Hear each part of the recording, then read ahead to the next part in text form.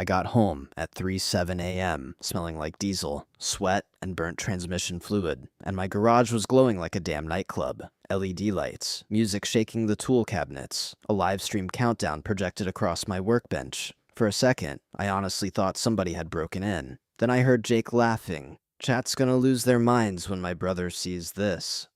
I stopped in the doorway. My diagnostic laptop, the one I used for customer jobs, was hooked to a giant monitor with HDMI cables hanging out of it like veins. My Snap-on scanner was balancing a camera like some cheap tripod.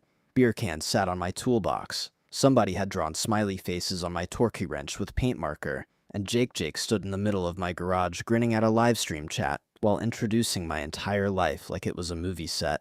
Real mechanic aesthetic, he told the camera. No fake influencer studio crap. The chat exploded with laughing emojis. Then I saw something that made my stomach drop. My scanner cable was hanging loose, cracked, and Jake was holding my laptop with greasy fingerprints all over the screen. That scanner cost more than my first car. But the worst part, when Jake finally looked at me, he smiled wider, like he'd been waiting for me to come home. People hear garage and picture some suburban storage room full of Christmas boxes and old bikes. Mine wasn't that. That garage paid my bills. Every wrench hanging on that wall came from overtime shifts, skipped lunches, and side jobs I took after already working 12 hours at the shop. The Snap-on scanner Jake treated like a toy. 3 years of payments. The laptop he smudged with greasy fingerprints held customer diagnostics, invoices, repair histories, my actual income. None of it was family property. Dad made sure of that years ago when I first asked to use the garage permanently. He told me if I wanted the space, I had to pay for it. So I did. Monthly garage fee, extra utilities, even storage rent for my own damn tools. I paid because I needed somewhere safe to work. Jake never paid a cent, but somehow he still walked around saying things like family tools whenever he wanted something. That was the trick everyone in the house pulled. If I bought it, it became family. If Jake wanted it, I was selfish for saying no. I stood there, staring at my workbench, while his livestream chat spammed laughing emojis across the monitor. Beer on the floor, sockets missing, my pry bars thrown into a pile, like junkyard scraps. Jake called it content. To me, it looked like somebody had broken into my future and started taking pieces home for souvenirs. And the worst part, this wasn't even the first time my family treated my life like something they could borrow without asking. Jake loved calling himself a creator, a future entrepreneur, a brand, but brands usually make money. Jake only spent it.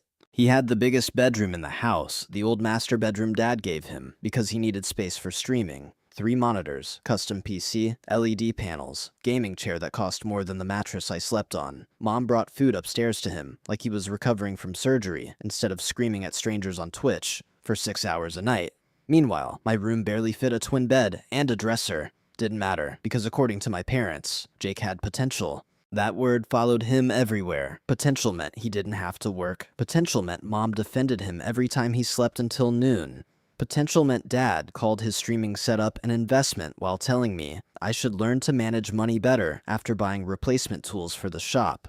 Jake loved talking about his future, sponsors, followers, big opportunities coming soon. But he'd never paid an electric bill in his life, never bought groceries, never filled his own gas tank unless Mom handed him cash first.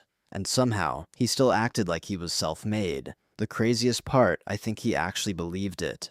Because when people spend years telling you you're special, eventually you stop noticing who's carrying you. Jake didn't see the overtime hours behind the internet bill he used to stream, didn't see the repair jobs I took to help cover mortgage payments, didn't see the nights I came home too exhausted to eat while he ordered delivery on Mom's cart upstairs. To him, I wasn't a brother, I was infrastructure, a silent utility running in the background of his life. And standing there in my garage at 3 in the morning, watching him live stream with my equipment like he owned it, I realized something ugly. Jake wasn't scared of consequences, because nobody in that house had ever given him any. People love pretending favoritism is subtle, like it's unconscious, like parents don't realize what they're doing. Mine knew exactly what they were doing. Mom called Jake special so often, it stopped sounding like a compliment and started sounding like a medical diagnosis. Whenever Jake wanted something expensive, she called it supporting his future. New microphone investment, streaming lights, networking, gaming PC upgrades necessary for growth. But when I needed replacement tools for work, Mom suddenly became a financial advisor. Can't you buy used? Do you really need the expensive brand? You already have a wrench set. Yeah, because mechanics famously only need one wrench. Dad was worse, in a quieter way. He acted neutral, reasonable, calm. But somehow, every compromise ended with me losing something. If the mortgage came up short, Dad knocked on my door. If Jake forgot a payment, Dad asked me to spot him, temporarily. If Jake broke something, Dad reminded me family helps family. Funny how family only worked one direction in that house. I still remember the first time it clicked for me. I was 19, saving for my first real diagnostic scanner. I'd been taking extra shifts for months, eating gas station sandwiches because they were cheaper than actual meals. The same week, I finally ordered it. Jake decided he wanted to try streaming. Mom cried happy tears when his setup arrived. Dad helped him build the desk. Nobody even asked about my scanner. Not one question. Not one congratulations. That should have told me everything. But back then, I still thought if I worked harder, acted more mature, stayed patient long enough, eventually they'd see me too.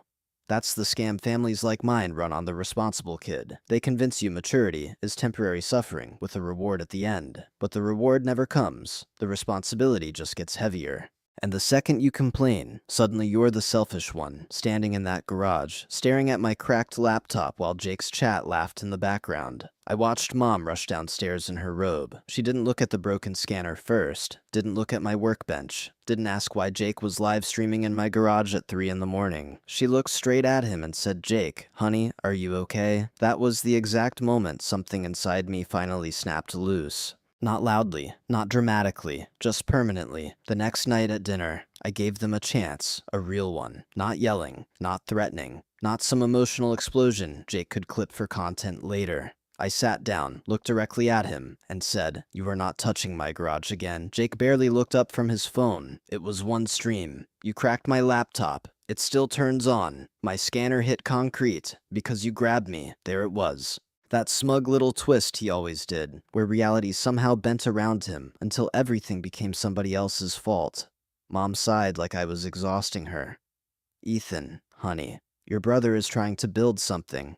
So am I said. "Mine just actually pays bills." Dad stepped in immediately. "Let's calm down." "No," I said. "Actually, let's be clear for once." I pointed toward the garage. "That scanner costs $3,100. The torque wrench needs recalibration now. The laptop has customer files on it. If any of that fails during a job, I lose money." Jake rolled his eyes. "You're acting like I totaled a Ferrari. You wouldn't understand the difference. That landed harder than I expected." His face tightened instantly. Mom noticed too. "Ethan, that was unnecessary." "No, what's unnecessary is treating my livelihood like a prop for his live stream." Dad rubbed his forehead, already looking tired of the conversation. "Jake just needs the garage one more night for the competition submission." I laughed once, actually laughed, because somehow we'd already gone from never again to one more night in less than 24 hours. Jake leaned back in his chair like he'd already won. "See, Dad gets it." I looked at all three of them, then I said the only thing that mattered. If one single thing goes missing, gets cracked, dropped, spilled on, bent, burned, or used wrong, I looked directly at Jake. "You pay for it, not Mom, not Dad. You." Jake smirked. Mom looked offended. Dad stayed quiet. And right there, I realized something terrifying. None of them believed consequences were real. I got home even later the second night, 3:18 a.m. My back hurt so bad, I could feel my heartbeat between my shoulder blades. I'd spent 13 hours replacing a transmission on a delivery truck because the owner couldn't afford downtime. All I wanted was a shower and 4 hours of sleep. Then I opened the garage door. Music blasted through the walls. Bright white LED lights hit me straight in the face. And Jake was live streaming again. Except this time it was worse. Way worse. There were people everywhere. 3 of Jake's friends sat on my tool chests drinking beer. Somebody had moved my floor jack into the middle of the garage to hold a camera angle. My socket trays were scattered across the floor, like casino chips. And my diagnostic laptop. It was connected to Jake's streaming setup, running visual effects software that made the cooling fans scream loud enough to hear across the room. I stopped walking. Jake noticed me immediately. "Yo, chat," he shouted, pointing at me like I was part of the show. "The mechanic has returned." The live stream chat exploded across the monitor. Bro looks pissed. This is about to get good. Lamau. Oh, then I saw my scanner. My actual snap-on scanner. $3,000 professional equipment. Holding up a DSLR camera with duct tape wrapped around it, I felt something cold move through my chest. Not anger, something quieter than that. The kind of feeling you get when you realize someone truly does not care what they destroy. I walk straight toward the setup. Turn it off. Jake laughed nervously toward the camera. Relax, dude. We're literally about to finish. Turn it off. The room got quieter. Even his friends stopped smiling. Jake tried to keep performing. Chat. My brother takes tools way too seriously. I grabbed the HDMI cable from my laptop and unplugged it. The stream monitor flickered. Jake's smile disappeared instantly. Bro, what the hell? That's my work computer. You're killing the stream. You're lucky I haven't killed the whole setup. The chat exploded harder after that. Real fight, this is insane, don't end stream. Jake looked at the viewer count, and I swear I saw it happen in real time. He chose the audience over reality. Again, he stepped in front of the camera and pointed at me dramatically. This is what happens when your family hates seeing you succeed. I stared at him, actually stared, because normal people don't say things like that while standing in someone else's destroyed workspace. Then one of his idiot friends tried tossing a bottle cap into a cup sitting on my workbench. The cap hit my torque wrench. It rolled off the edge and slammed into concrete. The sound cracked through the garage. I walked over slowly and picked it up. The calibration head was split. $450 gone in half a second. Jake finally looked nervous. Okay, that one wasn't end the stream. Dude, calm down now. I stepped toward the scanner tripod. Jake grabbed my arm. Not hard, just enough. But the scanner shifted, tilted, and then fell straight onto the concrete floor. The crunch echoed through the entire garage. Silence. Then Jake looked at the broken scanner, looked at the livestream camera, and immediately pointed at me. Chat, you saw that, he said fast. He grabbed me first, and that's when I understood something horrifying. Jake wasn't just irresponsible, he was already rewriting the story while it was still happening, for about 3 seconds. I wanted to knock Jake flat on the garage floor. Not proud of that, just true. My scanner was shattered. My Torx wrench was cracked. My laptop screen had a spiderweb fracture across the corner. And Jake was still standing there, trying to spin it into content for strangers online. I could hear his livestream chat exploding behind me. Call the cops, bro is crazy. This feels scripted. That's when it hit me. If I lost control for even 1 second, Jake would win. Not because he was right, because people like Jake survive by controlling the story. He already had the camera rolling, already had witnesses, already had his fake nervous voice ready. So instead of yelling, I pulled out my phone. Jake blinked. What are you doing? I ignored him. I took pictures of the scanner pieces on the floor, pictures of the cracked torque wrench, pictures of beer spilled near my toolbox. I opened every drawer in my tool chest and photographed the missing sockets. Then I walked to the stream monitor and recorded the chat replay, including the part where Jake called my garage content. His friends started getting uncomfortable after that. One of them muttered, "Yo, maybe we should leave." Jake tried laughing it off. Bro's acting like a detective, still ignored him. I checked my laptop next. New software installed, streaming plugins downloaded, half my diagnostic tabs closed improperly. Customer files left open on screen during the live stream. My stomach twisted. This wasn't just disrespect anymore. This was damage. Real damage. Financial damage. Legal damage. And for the first time in years, I stopped hoping my family would suddenly become fair people. Instead, I started preparing for what came next. Because deep down, I already knew they were about to blame me for all of it. Mom came downstairs first, robe half-tied, sleepy voice, panic already aimed in the wrong direction. "Jake, baby, are you okay? Not what happened. Not why are there beer cans in the garage. Not even Ethan. What got broken?" Straight to Jake, every time. Dad came down a few seconds later and stopped cold when he saw the scanner pieces on the floor, for 1 tiny second. I thought maybe this time would be different. Maybe reality was finally too obvious to ignore. Then Dad looked at me and asked, "What happened?" Not what did Jake do, what happened? Like the garage exploded naturally, and I just happened to be standing nearby. Jake immediately switched voices the second our parents arrived. Soft, shaky, victim mode. I was trying to finish the competition stream, and Ethan came in screaming. I told you to turn it off, I said. You grabbed me. I unplugged my laptop. You got aggressive. Mom crossed her arms at me instantly. Ethan, you need to calm down. I actually laughed. Not because it was funny, because hearing that after walking into my destroyed workspace felt insane. Calm down. I pointed at the scanner pieces. That's $3,100 on the floor. It was an accident. Mom snapped. No, an accident is dropping a plate. This was stupidity. Jake's face hardened for half a second before he caught himself and looked wounded again. Dad stepped between us like I was the danger in the room. Everybody needs to sleep. We'll discuss this tomorrow. That sentence right there, that was my family's entire survival strategy. Delay, minimize, protect Jake, ignore me until I got tired enough to carry the problem myself. But standing there, with my phone full of photos and my equipment destroyed around me, I realized something. They weren't misunderstanding the situation. They understood perfectly. They just needed me quiet badly enough to pretend otherwise. 3 days later, I printed the invoice. Not emotional, not dramatic, just numbers. I placed the papers in front of Jake during dinner, while Mom served spaghetti like we were still some normal family. Jake glanced down and laughed immediately. Are you serious? Laptop repair and data recovery, $2,400. Scanner replacement, $3,100. Torque wrench recalibration and replacement parts, $450. Missing socket set pieces, $800. Additional damages and lost work hours, $1,200. Total $7, $950.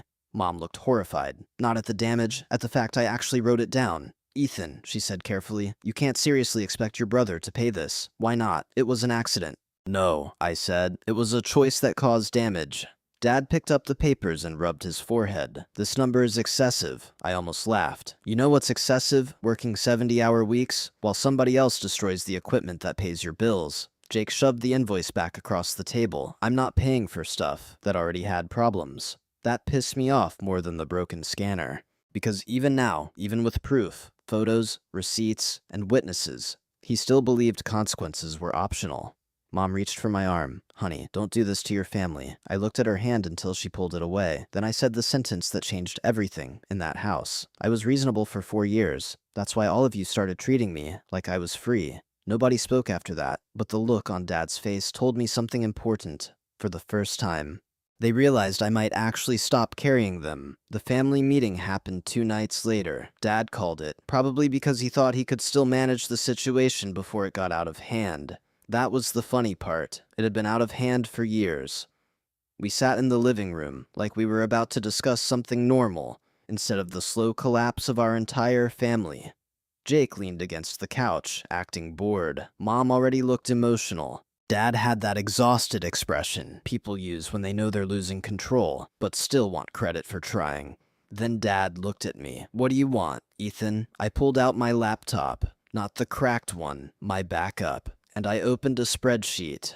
At first, nobody reacted. Then I turned the screen toward them. Rent contributions, utilities, internet payments, groceries, mortgage shortages Dad asked me to cover, garage fees, repair costs, emergency bills. Every dollar I'd spent, keeping that house standing for the last 4 years. Jake frowned first. Mom stopped breathing halfway through one of the totals. Dad's face slowly turned gray. 28,000, he muttered. Closer to 40, with tools and repairs, I corrected. The room went dead silent. I scrolled lower. Dates, transfers, receipts, bank statements. Every time Dad texted need help this month. Every time Mom said, we'll pay you back later.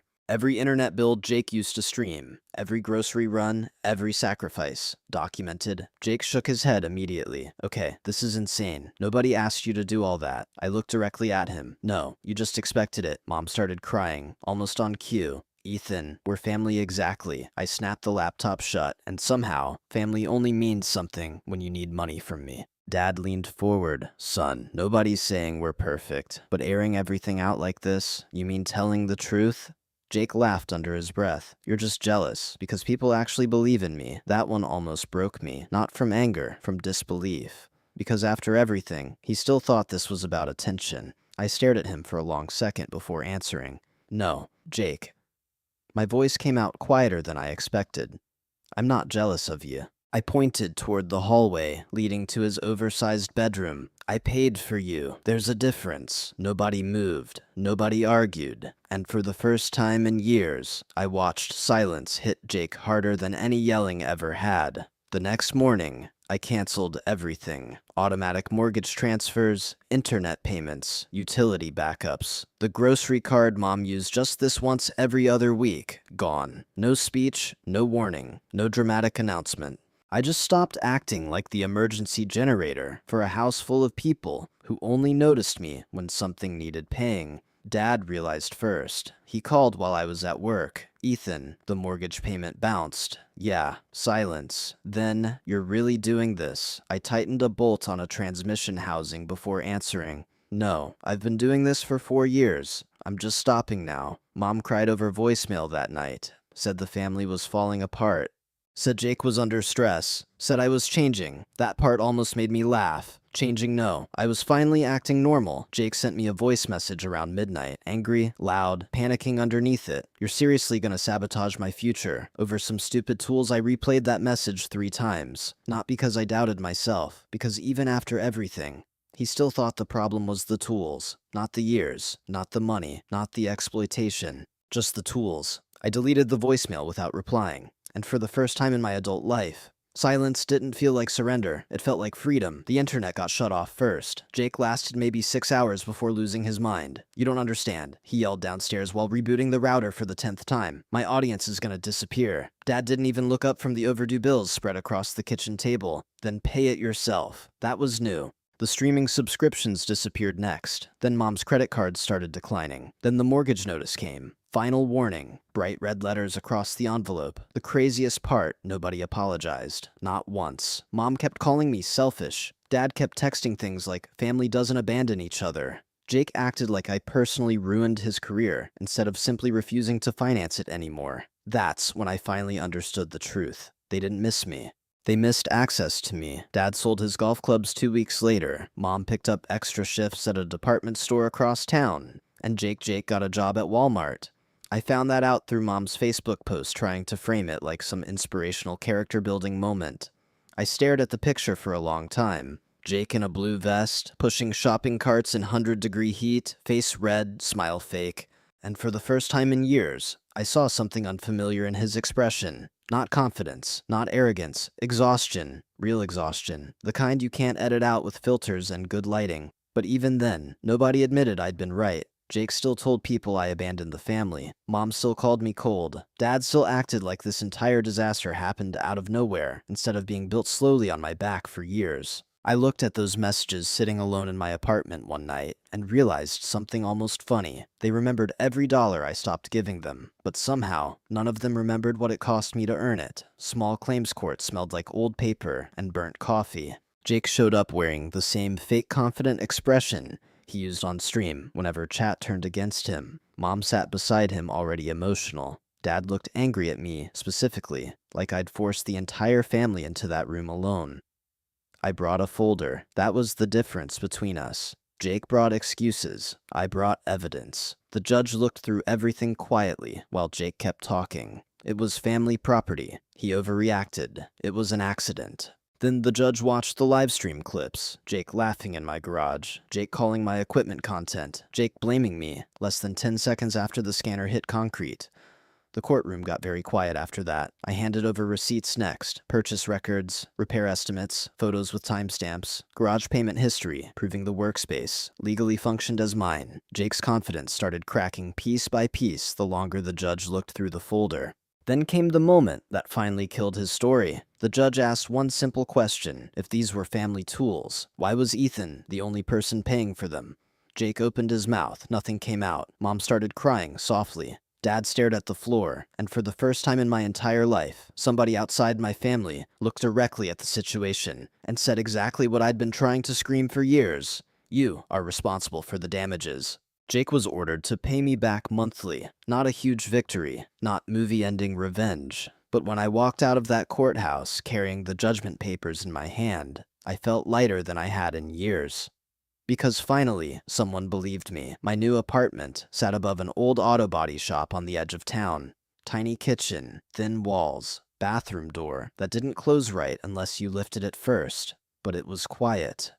God, it was quiet. No Jake screaming into a headset at 2 in the morning. No mom knocking on my door, asking for money, just until Friday. No dad standing in the hallway, pretending another financial emergency somehow wasn't his fault. Just silence. I moved my tool chest in first, then the news scanner, then the replacement laptop I bought with my own money, and the first settlement payment Jake sent after court.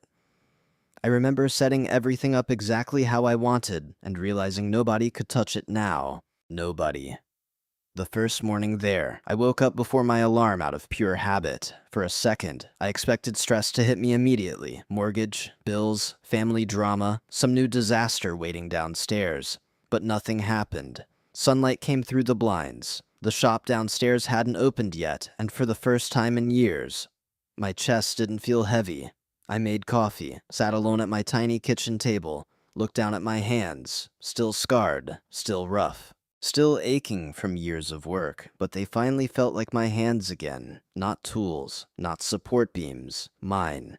And sitting there, in that quiet little apartment above a body shop, I realized something that should have terrified me, but didn't. I didn't miss them. Not mom, not dad, not even Jake, for the first time in 4 years. I wasn't carrying my family anymore, and I didn't feel guilty. I felt free.